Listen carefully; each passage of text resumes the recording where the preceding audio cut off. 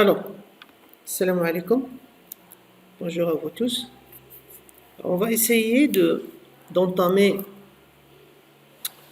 la troisième partie le module Diana, dans laquelle on va essayer de découvrir le nouveau concept. Bon, nous plus ou moins différent, elle a les deux modes que nous avons déjà vus. Mais avant de faire cela, on va essayer d'abord de un rappel, on va essayer de lister les quelques points اللي شفناهم déjà في le mode connecté et le mode déconnecté pour que ça va nous servir comme une sorte d'introduction pour bien comprendre le mode que nous allons essayer de découvrir ensemble aujourd'hui. Alors, si vous voulez bien, nous avons déjà parlé du mode connecté et du mode déconnecté. Alors, on va revenir sur le fameux schéma اللي دايما كنرسموه اللي هو ان عندنا une base de données. Pardon. Nous avons une base de données. Là, nous avons la base de données. ودايما كنقولوا بلي la base de données elle est sous la tutelle, donc شكون مسؤول عليها؟ toujours مسؤول على la base de données. Vous avez un système de gestion de base de données. Et bon, si vous voulez, on peut tracer le côté hada, d'accord? On peut tracer le côté hada ici, on peut faire comme ça pour tracer, si vous voulez une partie. Bon, on va faire comme ça. On a le côté, si vous voulez, c'est toujours la partie à chaque fois quand varie au fiha, quand voilà, nous avons des éléments, d'accord, plus ou moins différents. Ça, c'est la partie application, d'accord. Alors, on va se rappeler que nous avons toujours cité les deux modes que ici, d'accord, que ici nous avons toujours un objet. Et là, nous avons toujours un objet. Si vous vous rappelez, connexion. Alors, l'objet connexion, c'est lui qui fait quoi? C'est lui qui va se charger de la communication avec le système de gestion de base de données. Hada, il était présent, soit le mode connecté ou le mode déconnecté. Il était toujours là. Donc, il faut se rappeler ملي كنا كنهضروا على un objet connexion, ce n'est pas un objet il va se charger de traduire ou de lire un code ou شي حاجه. Non, c'est l'objet il va assurer une sorte de passage واحد le chemin واحد الطريق اللي غادي تدينا حتى لعند le système de gestion de base de données plus précisément غادي يدينا حتى لعند la base, bien sûr après l'autorisation du système de gestion de base de données. Alors, le mode connecté, nous avons vu que à l'intérieur du code, donc ici nous avons toujours quoi? Ici nous avons toujours le code. Ici vous avez du code C#. D'accord? Donc nous avons vu que on travaillait toujours avec Transact SQL. La requête elle est acheminée, d'accord, par un objet SQL command, les informations par le passage ou par le biais de SQL connexion sous forme de Transact SQL. علاش غنذكروا بترانزاكت SQL parce que هذا السيد هذا rappelez-vous, il ne parle que Transact SQL. متفقين؟ Donc il ne parle que Transact SQL. Mais quand nous avons passé le mode déconnecté, nous avons, quand on va parler mode déconnecté, c'est pas grave, on parlera dataset typé ou la dataset non typé, ça revient au même, d'accord? Ça revient au même parce qu'on parle de dataset. Mais rappelez-vous, le dataset non typé, nous avons déclaré l'objet connexion et nous l'avons ouvert. Nous avons le open pour que notre dataset typé, non typé, يقدر l'objet SQL data adapter يمشي يجيب لنا les données, d'accord, ويجيب ويديرهم في le dataset. شنو غادي يجيب le dataset? C'était quoi? C'était un ensemble de data tables. هادو c'était des data, ça c'était des data tables. ونذكروا أن les data tables d'un dataset, ils sont regroupés dans une collection.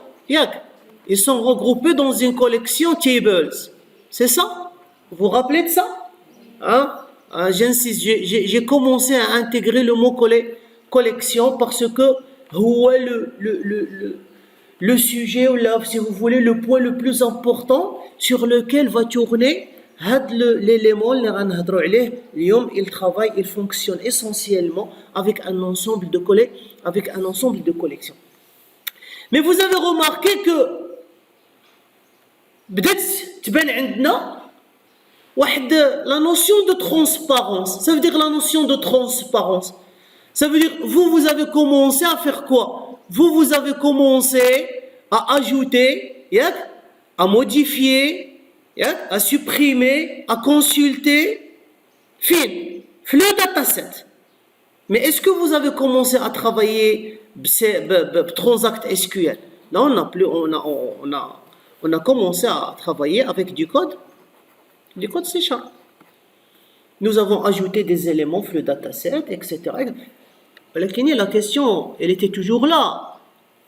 Il parle toujours quoi? Il parle toujours Transact SQL. Ça veut dire l'intermédiaire qui est le dataset typé ou non typé, il a commencé à communiquer avec quoi? Il a commencé à communiquer avec votre objet connexion grâce à des objets SQL commandes. Donc on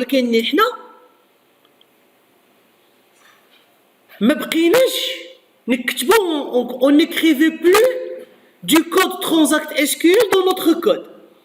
Ça veut dire l'élément du code C#, et lui il se charge de la traduction, d'accord, de ce qu'il faut, et il dire le nécessaire باش la communication entre le système de gestion de base de données باش la communication entre le système de gestion de base de données توصل en code Transact SQL. Donc ça, c'est parmi les premiers éléments que nous allons essayer de voir. Soit que nous soyons en mode connecté ou là en mode déconnecté, toujours le khidma dielna elle tournait autour de 4 éléments. Les 4 éléments les qu'on regroupe en ce qu'on appelle le CRE. D'accord?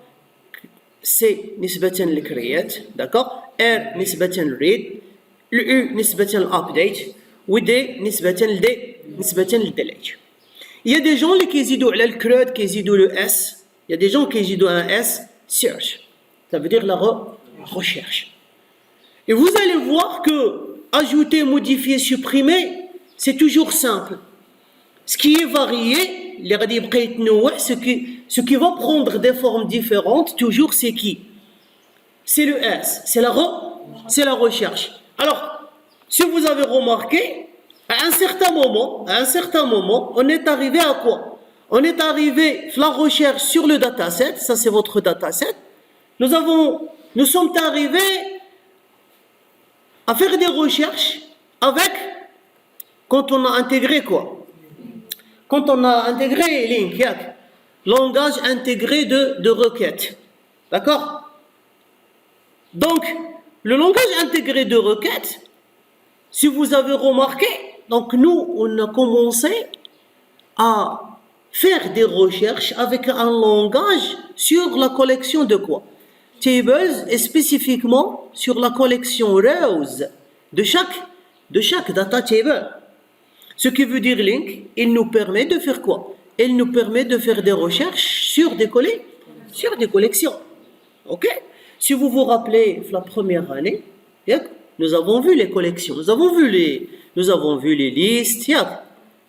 vu les array lists, nous avons dit que nous avons les dictionnaires, nous avons les hash tables, etc. On a beaucoup de types de listes, on a beaucoup de types de collections.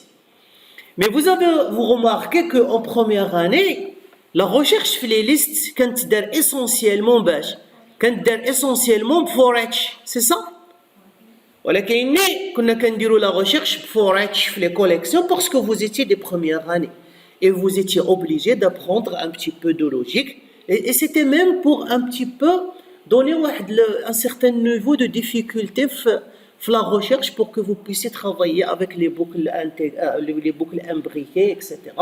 باش انكم le niveau ديالكم au niveau raisonnement il s'améliore un petit peu. Mais normalement on aurait pu à la fin de l'apprentissage de les recherches في collection avec Link on aurait pu passer avec les forages on aurait pu passer à faire du Link sur les collections malgré qu'on n'avait pas encore vu quoi. On n'avait pas encore vu les bases de données. C'est comme si je suis en train de vous dire, on peut utiliser du langage de requête Link sur des collections qui n'ont aucune relation avec base de données. Avec base de données, et vous pouvez faire des web, vous pouvez faire des recherches, etc. Et ça vous permettra de gagner vraiment beaucoup de temps et beaucoup d'énergie pour la machine. Ok, jusque-là, ça va? Donc, d'abord, alors, je ne vais pas dire le petit inconvénient. Il a l'achto quand on était en train de travailler en mode connecté et en mode déconnecté. On n'a pas travaillé, la partie interne, on n'a pas travaillé orienté objet. À un certain moment, on va essayer de faire un petit exercice dans lequel, par exemple, on va intégrer une classe. Par exemple, on va intégrer une classe client. Et mais ajouter un nouveau client dans le dataset ou là, dans la base de données en mode connecté ou là, dans le dataset en mode déconnecté. Je vais faire le new ma classe pour créer un objet. وعندك l'objet غادي نعيط على une méthode اللي راها هنايا سميتها ajouter هي اللي غادي يكون فيها le code qui permet d'enregistrer soit dans le dataset soit علاش parce que normalement quand tu crées un dataset كدير new dataset c'est ça ملي كتكريي une connexion كدير new SQL connexion ملي كتكريي un SQL command كدير new SQL command. Ça veut dire les outils les معطيين لك باش تخدم les outils qu'on t'offre pour travailler ils sont comment? Ils sont orientés objet. Ce n'est pas logique انك انت tu utilises des outils orientés objet et tu ne travailles pas orienté objet. Sauf que la différence علاش في الاول on n'a pas travaillé orienté objet. كاين جوج ديال les éléments. Premier élément parce que la concentration ديالنا ou l'objectif نتاع les cours نتاعنا il était concentré sur l'ADO Access Data Object. Ça veut dire sur comment arriver à communiquer avec une base de données SQL Server. On a essayé de minimiser un petit peu surtout vous avez pas mal de vous عندهم واحد الشويه ديال la réticence مع l'orienté objet. علاش خصك تكتب لي كلاس وخصك تكتب لي ميثود. Il y a beaucoup de gens اللي كيجيب لهم راسهم باللي en écrivant les classes et les méthodes كنزيدوا الخدمه mais normalement ما كنزيدوش الخدمه. Vous allez voir, on va voir aujourd'hui la deuxième différence هو انه on avait le choix. بغيت نخدم orienté objet je peux ما بغيتش نخدم orienté objet aussi je peux. C'est pour ça que قلنا في الاول روحوا غادي نتعلموا مزيان لو كونيكتي اي لو ديكونيكتي ومن نتعلموا لو كونيكتي اي لو ديكونيكتي اش غادي نديروا غادي ندوزو باش نانتيغريو l'orienté objet à l'intérieur de l'application et comme ça on va avoir une idée comment travailler orienté objet malgré ان غادي يكون un peu plus de travail parce que vous avez une petite conception sur vos classes que vous devez réaliser etc. Ça va, d'accord? Mais il se peut qu'à un certain moment, on n'aura pas le choix. On est obligé. Et normalement, d'abord tous les langages, ils vous obligent à travailler en orienté objet. Vous n'avez pas le choix. D'accord? Donc, faites le contexte là. il faut faut se dire que à un certain moment, l'intégration des classes, elle va devenir obligatoire. Et là, on va revenir sur le petit point. Bon, si vous voulez, un rappel, mais en même temps, on va essayer d'éclaircir quelque chose. Toujours la troisième partie que nous allons essayer de voir ensemble. Et normalement, quand vous êtes dans une réalisation d'un projet, normalement, on passe par quoi? Vous allez commencer à faire votre conception. Et quand vous faites votre conception, normalement, à un certain moment, vous avez un diagramme de classe.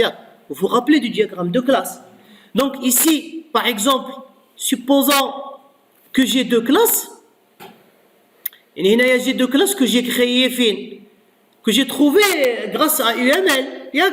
Bon, bien sûr, غادي نكون درت les use cases, غادي نكون درت بزاف تاع الحوايج, les séquences, etc. Par exemple, j'ai trouvé بلي عندي une classe client وعندي une classe commande. La classe client عندي un ID client, d'accord, وهنا عندي un ID commande, وهنا عندي le nom du client, وهنا عندي la date, d'accord, la date de la commande. Entre les deux, nous avons quoi? Entre les deux, nous avons une association. Et bien sûr, on va avoir des multiplicités. Le client, il peut avoir une ou plusieurs commandes. Ou la commande, normalement, elle appartient toujours à un seul client. Bien sûr, revenez un petit peu à le cours de l'année dernière. Une association une association sous forme d'agrégation ou une association sous forme de composition. D'accord? D'abord, la question qui se pose, j'ai trouvé ça au niveau diagramme de classe. D'abord, je suis devant ma machine et je voudrais créer mes classes. Mais la classe client. Bon, je voudrais d'abord commencer à taper le code de la classe client. Ok? Qu'est-ce que je vais écrire? Public, classe client. Alors, j'aurai quoi à l'intérieur? Bon, si vous voulez, d'abord, on va écrire une écriture un peu plus professionnelle. Parce que l'année faite, on était obligé de vous dire, vous devez créer les attributs, vous devez créer les properties, vous devez créer... Maintenant, vous pouvez faire tout simplement comme ça. Vous pouvez faire int, id client, d'accord? Et vous pouvez faire ça. Vous pouvez tout simplement faire comme ça. Faire haka, faire un get, point virgule, et faire un set, point virgule, et c'est bon. Ne créez plus les attributs parce que les attributs vont être créés implicitement par la machine. Elle va gérer la visibilité des attributs privés. Donc, là, à peine je crée quoi? Je crée la property. Mais quand tu as la property, l'attribut, il est créé automatiquement quand vous instanciez l'objet. Voilà, est-ce que je vais faire que ça? Est-ce que je vais faire string? Non. D'accord. Et je vais faire get et set? Est-ce que c'est tout ce que je vais faire? Bien sûr, le constructeur par défaut, il est là. Vous n'avez pas besoin d'écrire les constructeurs. Même la méthodologie, le travail, Inch'Allah, dans la séance prochaine, quand on va passer à la pratique, je n'ai même pas besoin de constructeur générique. Il y a des écritures, ça y est, on n'a plus besoin de constructeur générique, vous pouvez écrire comme vous voulez. Si vous voulez faire des constructeurs génériques, vous pouvez. Donc, puisqu'il n'y a pas de constructeur générique, je n'ai pas besoin d'écrire le constructeur par défaut parce qu'il est là par défaut. Est-ce que d'abord la question, est-ce que je m'arrête à ce niveau-là? Ça y est, un des deux attributs, je m'arrête. Qu'est-ce qu'il faut? Quels attributs? Pour l'instant, il n'y a pas de méthode. Alors, par exemple, quand vous allez créer la classe commande, vous allez créer quoi dans la classe commande? ID commande et date commande. Supposons que vous avez créé la classe client et vous avez créé la classe commande.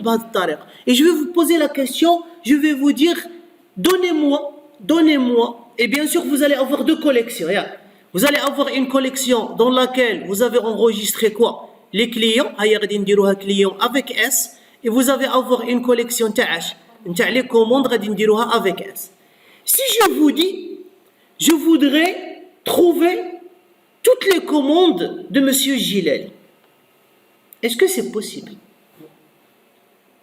C'est pas possible. Je connais vous dire, c'est pas possible.